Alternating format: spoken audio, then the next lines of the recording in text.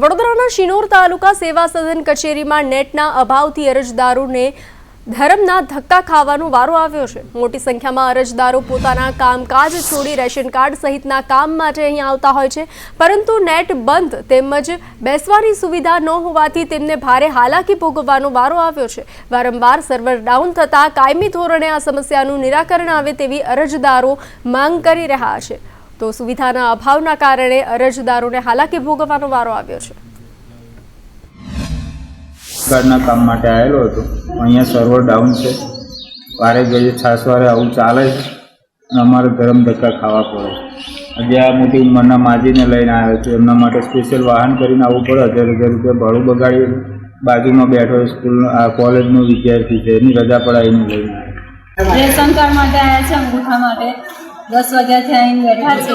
હવે એવું કહે છે કે ગુરુવારે આવજો અને નોકરી ધંધા છોડીને આવીએ છીએ।